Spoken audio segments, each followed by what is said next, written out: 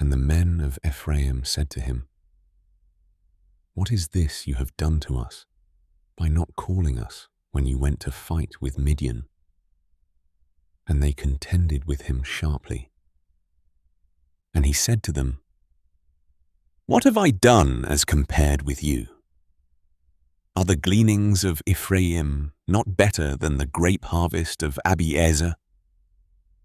Elohim has given into your hands the princes of Midian, Oreb, and Zeeb. And what was I able to do as compared with you?" And when he had said that, their rage toward him subsided.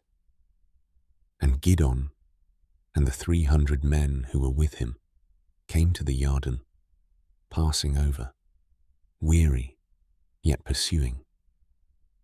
And he said to the men of Sukkoth, "Please give loaves of bread to the people who follow me, for they are weary, and I am pursuing Zebah and Salmunna, sovereigns of Midian." But the leaders of Sukkoth said, "Are the hands of Zebah and Salmunna now in your hand, that we should give bread to your army?" And Gidon said, "Because of this, when Yahuwah has given Zebah and Salmunna into my hand, I shall tear your flesh with the thorns of the wilderness and with briars." And he went up from there to Penuel and spoke to them in the same way. And the men of Penuel answered him as the men of Sukkoth had answered him. So he spoke also to the men of Penuel, saying, "When I come back in peace, I shall break down this tower." And Zebah and Salmunna were at Karkor, and their armies with them, about 15,000 men, all who were left of all the army of the people of the east. Now those who had already fallen were 120,000 men who drew the sword. And Gidon went up by the way of those who dwell in tents on the east of Nobah and Jogbehah. And he struck the camp while the camp was at ease. And Zebah and Salmunna fled. And he pursued them, and captured the 2 sovereigns of Midian, Zebah and Salmunna, and shuddered the entire army. And Gidon, son of Joash, returned from battle, from the ascent of Heres, and captured a youth of the men of Sukkoth, and questioned him.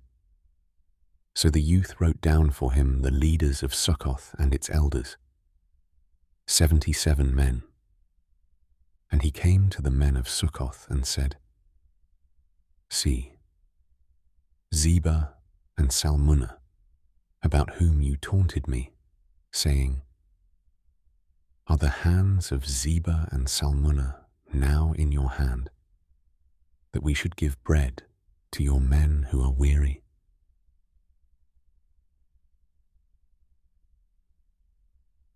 And he took the elders of the city, and thorns of the wilderness and briars, and with them he taught the men of Sukkoth a lesson.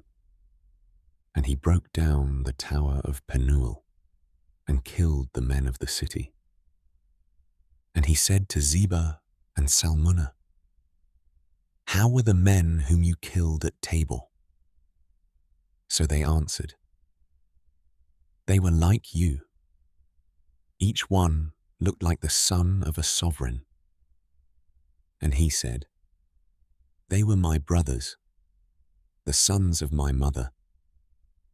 As Yahuwah lives, if you had let them live, I would not kill you.' And he said to Jether, his firstborn, 'Rise, kill them.' But the youth would not draw his sword, for he was afraid, because he was still a youth. Then Zebah and Salmunna said, 'Rise yourself and fall on us. For as a man is, so is his might. So Gidon arose and killed Zebah and Salmunna, and took the crescent ornaments which were on their camels' necks.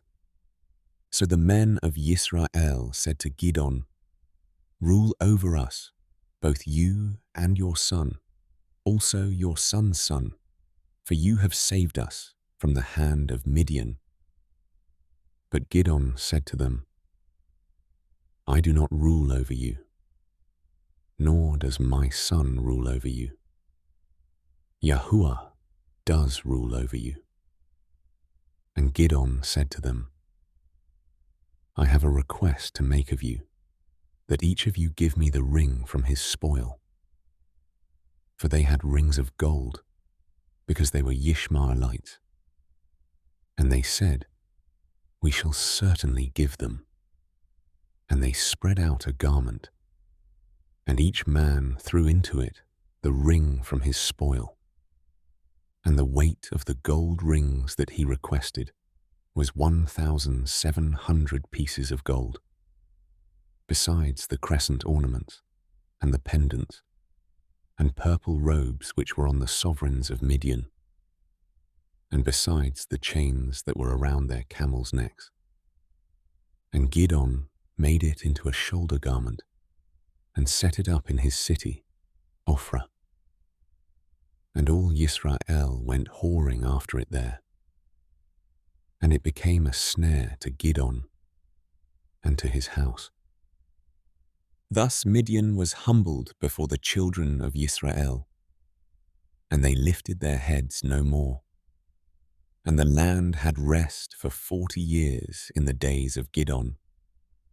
And Yerubbaal, son of Joash, went and dwelt in his own house.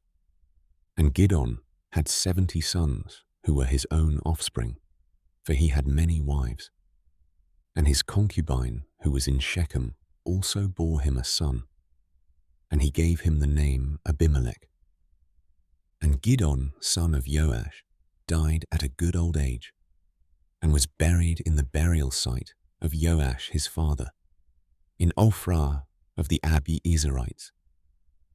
And it came to be, when Gidon was dead, that the children of Yisrael again went whoring after the Baals, and made Baal Berith their mighty one.